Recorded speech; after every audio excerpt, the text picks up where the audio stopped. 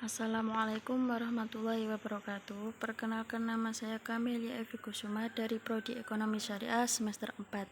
Nah, di sini saya akan sedikit menjelaskan mata kuliah Ekonomi Mikro Islam. Dosen pengampunya Ibu Arifatu Nikmati Rahmatika MII. Video ini dibuat untuk memenuhi tugas ujian akhir semester. Langsung saja, saya akan sedikit menjelaskan artikel yang pertama yang berjudul meneliti hubungan antara tanggung jawab sosial perusahaan, kinerja karyawan, perilaku pro lingkungan di tempat kerja dengan praktik hijau sebagai mediator, yang disusun oleh L. Suganti. Dari artikel yang pertama, kerangka teorinya yaitu organisasi yang mengimplementasikan inisiatif CSR diharapkan mendapat manfaat karena bertindak sebagai alat strategi dan membangun bisnisnya dengan menjalin hubungan yang baik dengan para pemangku kepentingannya, serta ia peduli pada masyarakat yang secara tidak langsung diharapkan dapat mendatangkan manfaat. Nah, makalah ini bertujuan untuk menguji hubungan antara implementasi inisiatif CSR, penerapan praktik hijau oleh organisasi, kinerja organisasi dengan PEB di tempat kerja dan karyawan perspektif. Artikel yang pertama ini menggunakan 3 metode penelitian, yaitu yang pertama pengukuran. Langkah yang digunakan untuk konstruksi adalah sebagai berikut. CSR skala yang terdiri dari 12 item yang mengukur CSR yang dirasakan dalam 3 dimensi yang diadaptasi dari praktik hijau. Yang kedua, sampel dan pengumpulan data. 2 asosiasi bisnis di sini didekati untuk mengidentifikasi daftar perusahaan di sektor manufaktur, jasa, dan teknologi informasi yang memiliki cabang mereka. Dan yang ketiga yaitu prosedur analisis data. Pengujian hipotesis menggunakan pemodelan persamaan struktural berbasis covariance menggunakan AMOS, baik pengukuran dan model struktural yang diperoleh. Dari hasil penelitian artikel ini, yaitu meskipun tinjauan literasi memunculkan hasil yang beragam dan pengaruh CSR terhadap kinerja, penelitian Informat hubungan positif yang ada antara CSR dan kinerja, juga hubungan positif yang kuat ditemukan antara CSR dan praktik hijau. Praktik hijau ini ditemukan sebagai memediasi hubungan antara CSR dan kinerja. Nah, studi ini menunjukkan pentingnya mengadopsi praktik hijau dalam organisasi serta menerapkan inisiatif CSR di antara para pemangku kepentingan untuk meningkatkan kinerja. Artikel yang kedua yaitu yang berjudul lensa baru untuk memahami kreativitas karyawan.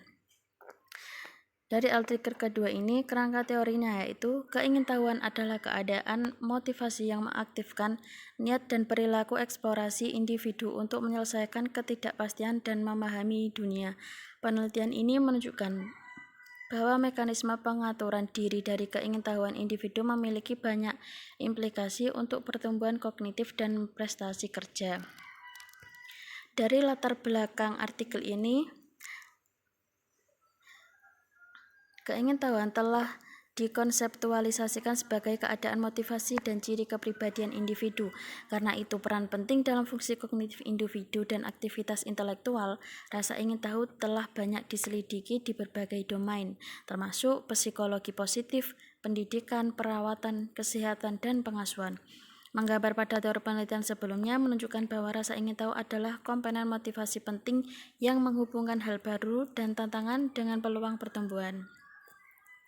Nah, keingintahuan ini berakar pada motivasi manusia dan membuat orang mencari pengetahuan, kebermanaan, pemahaman, dan dengan demikian sangat mempengaruhi pengaturan diri individu dan pembentukan kemampuan kognitif. Adapun dampak karakteristik konstektual terhadap keingintahuan kinerja. Yang pertama, teori penentuan nasib sendiri dan keingintahuan kerja. Motivasi kerja mungkin merupakan aspek teoretis dengan perhatian paling ilmiah dengan penelitian organisasi yang ada. Yang kedua, konteks tempat kerja.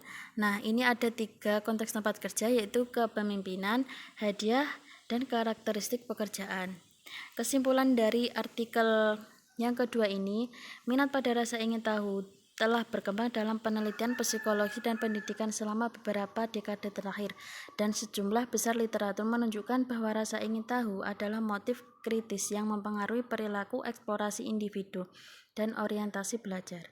Nah, untuk mencapai keunggulan kompetitif dan pertumbuhan kelanjutan, organisasi dalam industri yang dinamis dan mudah berubah sangat bergantung pada perolehan, penciptaan, dan pemrosesan pengetahuan yang berhubungan dengan pekerjaan oleh karyawan mereka. Karena tingkat ketidakpastian yang tinggi sekarang menjadi fenomena umum dalam industri, dapat pengetahuan, rasa ingin tahu, dapat kerja tampaknya menjadi area penelitian yang menjanjikan, yang dapat menjelaskan mengapa beberapa organisasi lebih inovatif dan produktif daripada yang lain. Nah, di sini saya membaca 3 artikel yang berjudul yang pertama, pengaruh pengungkapan tanggung jawab sosial perusahaan dan profitabilitas pada nilai perusahaan, yang ditulis oleh Gusti Ayu Maderita Susanti, Gusti Nyaman Budi Asih.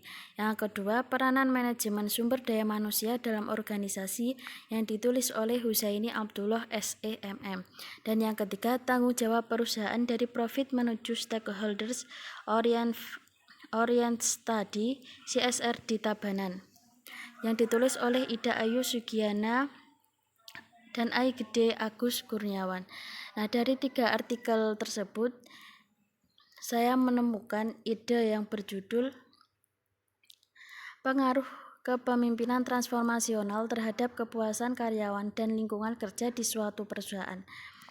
Nah, saya membuat judul ini untuk mengetahui proses dan seni kepemimpinan dalam perusahaan, di mana pimpinan dan bawahannya berupaya untuk mencapai tujuan organisasi tersebut dengan kemampuan moralitas dan motivitas tinggi.